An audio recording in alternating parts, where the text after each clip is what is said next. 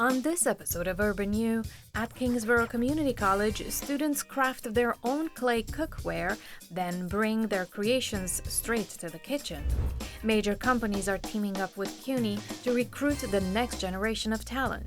At Baruch College, meet a rising STEM student turning curiosity into discovery, and a Guttman Community College alum brews up culture and community. This is Urban U.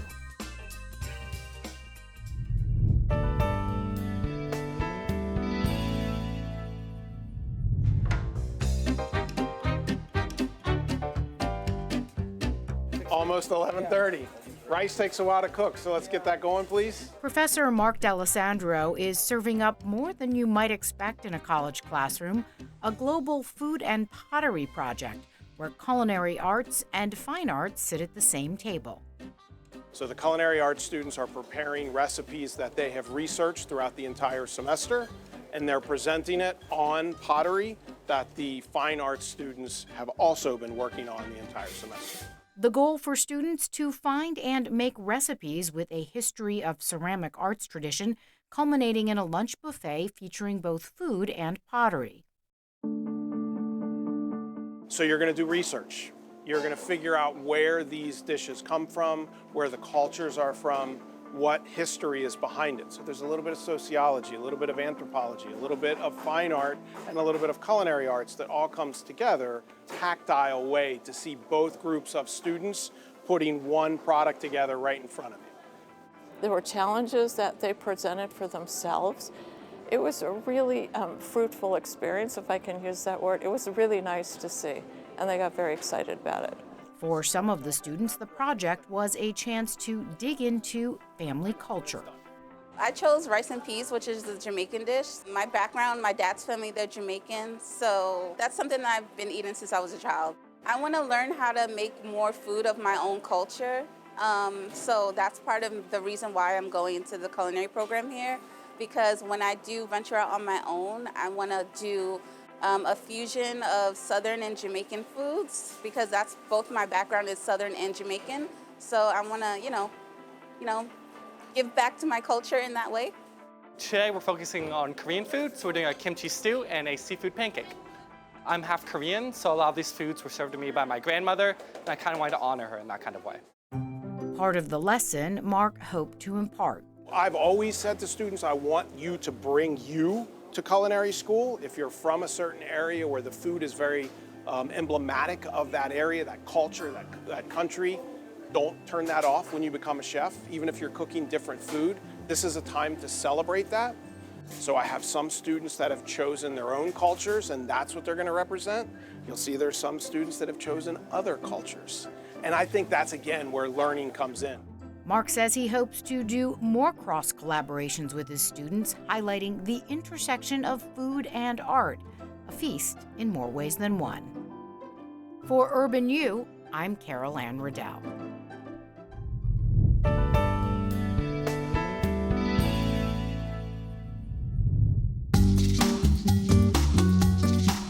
In Irvington, New York, a Guttman Community College graduate is brewing success at his coffee shop, Don Carvajal Cafe. I'm from the Dominican Republic. I was born there, and I migrated with my family in 2004 to the Bronx. As many other people, millions of Americans, people migrate here, looking for opportunities for a better life. Héctor Carvajal's Cafe builds on the vibrant coffee culture of the Dominican Republic. I come from the countryside of the Dominican Republic. The country and natural foods and local products are normal in that type of environment. The first thing people offer you when you visit is a cup of coffee before they even offer you water. Cafecito, it's like a tradition. It's the first thing that you do. It's something that brings people together. I think coffee historically has brought people together. Coffee shops have brought people together. And it's just a rich culture. People cultivate their coffee, they roast their coffee, and then they just brew it, classic, cultural, traditional. And for me, I felt like that was missing here, specifically for coffee, Dominican-grown coffee. I just wanted to bring that here. Héctor spent years cultivating his coffee business from the ground up. This cafe has been open almost 2 years. Before the coffee shop, I was roasting coffee. From roasting coffee, I started vending at a farmer's market, actually here in Irvington. I started selling coffee at the farmer's market by the bag, and then I started selling it by the cup. And the next thing you know, we ended up here. I've always liked entrepreneurship because I like the idea of being a businessman. Just kind of building what you want. You know, when I was in college, there was a poster I saw that I always mention this, but it said, if your dream job doesn't exist, create it. And then I didn't know this, but that's kind of what happened. You know, I love traveling, I love being in the community, I love doing stuff for people. I love being able to create something that creates jobs and could affect the local economy and stuff like that. You know, I really enjoy everything that comes with my job. The Dominican Republic influences not just the coffee, but the cafe's culture. People really enjoy seeing it. You know, I think it familiarizes people with the flag who don't know what it looks like. And I think that for people who are Dominican, and that's the first thing they see when they get here, it's like a proud moment. Because, you know, we all come here. If we could all live at home, we would. But we come here for opportunity, so to see that being represented is important for people. When I meet people that get inspired about what we do here, that's a really dope thing to be able to do as a byproduct of us just going to work every day. Héctor sources the coffee from the Dominican Republic and Colombia, partnering with farmers who practice sustainable farming. A sustainable coffee farm is finding ways to be eco-friendly in terms of the way, how much water you use, how you process the coffee, is it natural, looking at ways that they preserve the environment. You know, for example, planting different kinds of trees to make it a good ecosystem, bringing back wildlife into a region that there was no more because they cut down all the trees. You know, seeing water come out of places that it wasn't coming out of because of the ecological conditions. The number one thing I've learned in like 7-8 years is having a really good relationship with who you work with. You know, making sure you guys align on the ethics and the morals and the values behind everything. Just making sure everybody's working towards a common goal. Seeing how they process it, do they compost on the farm, what kind of materials they use. It's a lot of little things that go into what makes a farm good. But I think the most important thing is preserving the environment. You know, protecting the species that live within that, and just creating a good environment for the coffee to grow, making sure they're not like drying up places just to cut down trees. And Héctor Carvajal was named one of the 50 under 50 CUNY alumni for 2025, and he hasn't forgotten his roots at Guttman Community College. I always tell people, college is not for everybody. For me, it was very beneficial. You know, I always say that if I didn't go to college and I didn't start at CUNY, I wouldn't be where I am today because for me specifically, I have a lot of ideas. All I was missing to be where I am today, to be successful, was the sense of organization, research, and really figuring out how to organize your thoughts, how to execute it. You know, there's a lot of important things that you learn in college, even how to write emails. I didn't know how to write emails, but it's the little things. So I think the system and what I learned was a very foundational point in my journey. To stand out from doing what I'm doing, I think is very important. It is a strong cup of coffee, man. There's been a lot of hustling going on behind this. It feels New York, it feels Irvington, it feels whoever wants to get fueled by us. You know, it's a dope thing to sell. You know, it's dope to see people every morning, and the first thing they do is stop here before they start their day, and that's cool. For Urban U, I'm Craig Thompson.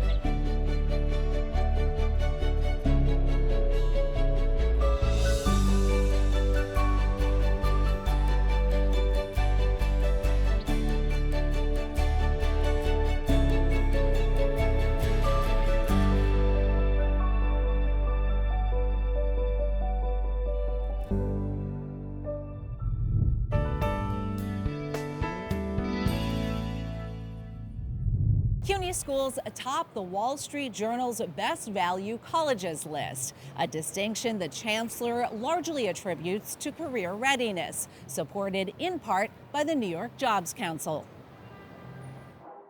Despite bleak reports of the toughest job market in a decade, recent Hunter College graduate Anthony Poon landed a prestigious position upon graduation. I am a software engineer at Bloomberg. A position parlayed from Poon's internship at Bloomberg, facilitated by CUNY and the New York Jobs CEO Council. So yeah, I was attending a workshop It was a resume review and mock interview workshop that was hosted by CUNY and New York Job CEO Council. And through this, I was able to meet a recruiter from Bloomberg. What's great about New York is we have a ton of talent, and CUNY's a great example, 250,000 degree-seeking students, and we have a ton of jobs. We have every industry here and lots of private sector jobs. The disconnect is really making sure that your local workforce is both skilled and competitive and has access to those jobs. Which is the sole mission of the New York Jobs CEO Council, New York Jobs Council for short, a coalition founded and funded by 30 CEOs of large private sector companies. We work with the big tech firms. The CEOs of Amazon, Google, IBM are all members of our coalition. We work with the CEOs of the major banks in the US, so CEOs of JP Morgan, Bank of America, Citi. And then we also work in the healthcare sector. So the CEOs of the major hospitals in the city, New York Presbyterian, Mount Sinai, are all members. And so what we do is we work largely with CUNY, which is a great partner, to provide the information and skills and career readiness that students need to navigate the job search and launch their careers. Over the past 4 years, the council and those 30 companies have hired 52,000 low-income New Yorkers, which includes 10,000 recent CUNY graduates. Today, it's really hard to navigate the job search. So for example, if you're a CUNY student in finance and you want to work in finance when you graduate, many students don't know that means you really have the best chance if you're in the internship the summer after your junior year.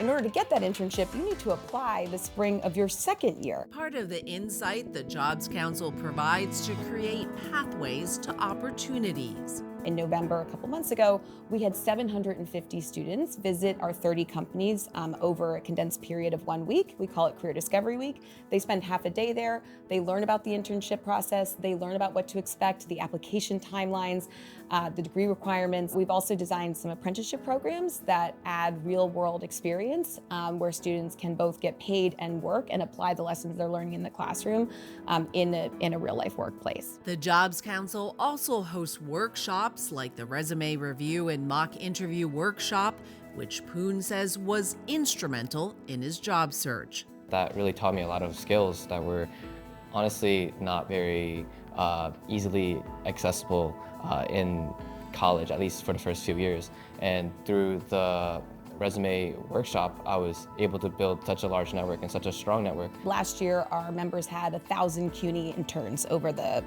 course of the summer as part of their normal summer internship program. Those students were 22% more likely than their peers to get full-time offers at the end of the summer. A true indicator of the importance of networking and career readiness. For more info, visit nyjobsceocouncil.org. For Urban U, I'm Susan Junn.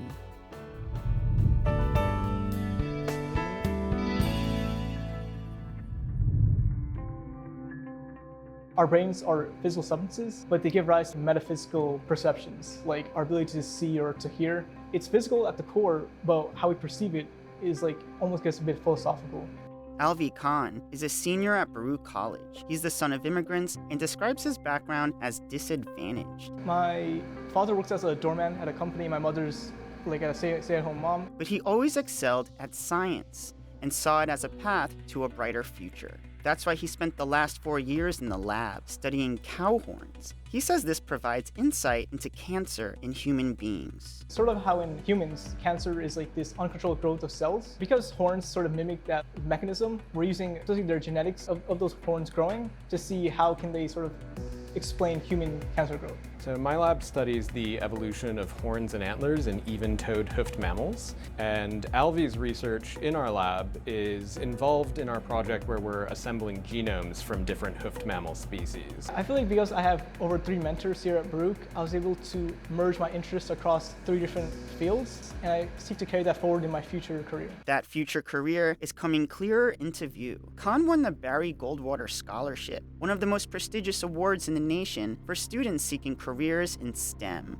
or science, technology, engineering, and math. only 441 of 5,000 students who applied across the country, less than 9%, received the scholarship, which gives up to $7,500 a year for wherever Khan may continue his science studies. I felt very validated and felt that I was an up-and-coming scientist. I think that a lot of times these prestigious national fellowships go to really research-intensive schools, and having a school like Baruch recognized, it really shows that we actually can compete on that level and produce really meaningful and high-impact research. Baruch College is no stranger to science scholarships. Just in the last decade, several Baruch students and many other CUNY students won national scholarships for science research. We found some 75 or more CUNY students since 2015 won scholarships funded by the National Science Foundation. That federal agency's been taking sharp cuts from the Trump administration as science lands under the microscope of a highly conservative economic agenda.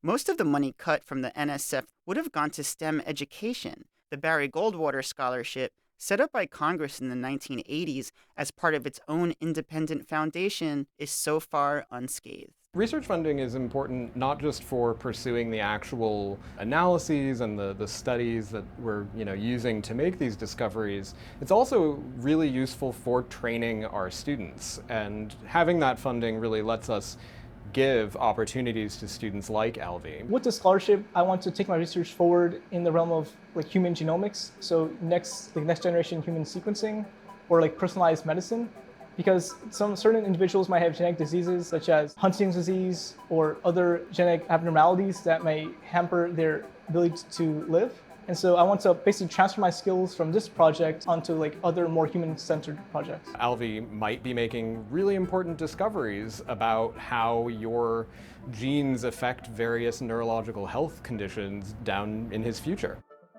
For Urban U, this is Shannon Ayala. Still up on Urban U, student vlogs, snapshots of student life at Queen's College, captured by students themselves. But first, classmates to soulmates, a CUNY love story. We actually first met in middle school in an art class. We both ended up going to CUNY schools, and we were always back and forth. Well, now we're engaged and we're getting married in June. Coming to CUNY was a huge change because we just saw people who were really proud of where they came from and proud of their cultures. Engineering was rough, she remembers that. But I think being able to go down to Hunter from City College and visit her and have some good quality time, it helped so much. We were both kind of pursuing really hard careers at the time, and I think just having someone else do it with you made things a lot easier. I had a friend host a little private studio class for us in Brooklyn, and as she walked in, I asked her to marry me in an art class, the same way we met in an art class almost 10 years ago.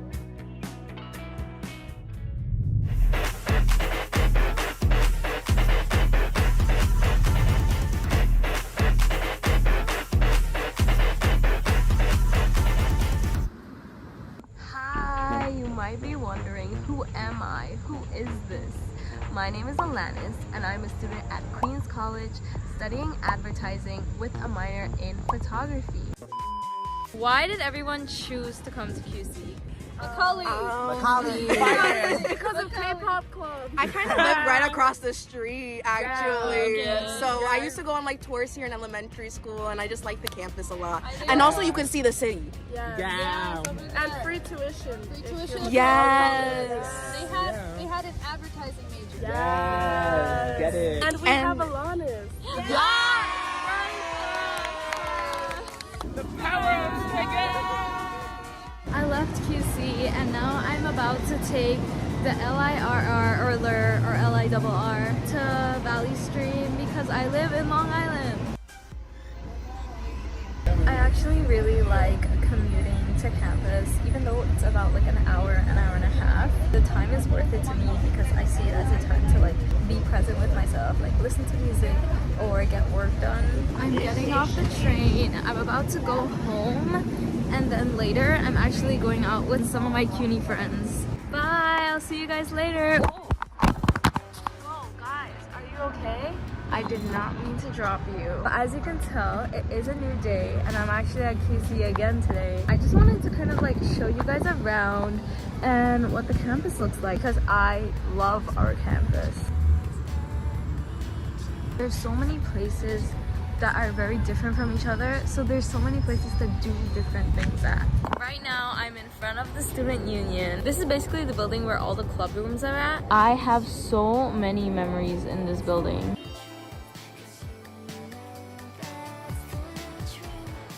My friend group that I have today, I literally met them at one of the first events I've ever been to on campus, and I feel like that just shows you that college is going to be what you make it, you know? I feel like when you get into college, it's very scary to like go meet other people, but something that really helped me was thinking like, wait, actually, I'm scared to meet new people.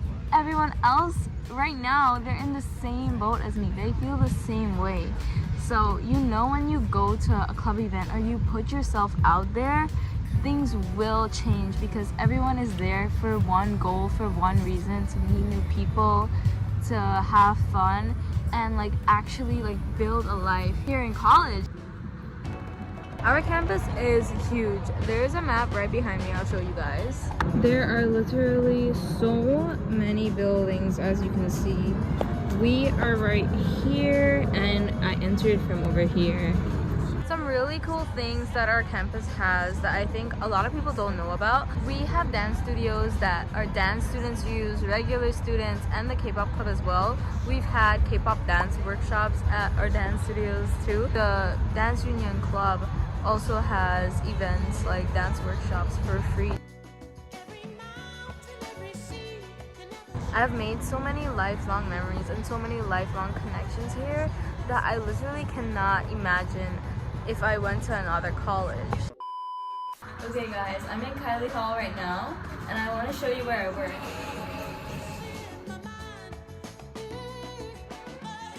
I work at the Writing Center as a writing tutor. Well, right now it's really dark inside since it's closed. Now I can show you pictures of what it usually looks like. So QC has a lot of work-study opportunities, whether it's like academic support or like literally working at the school deli, #employed while in college. Bye guys, it was nice hanging out with you. I have to head out now. Hopefully we'll see you soon.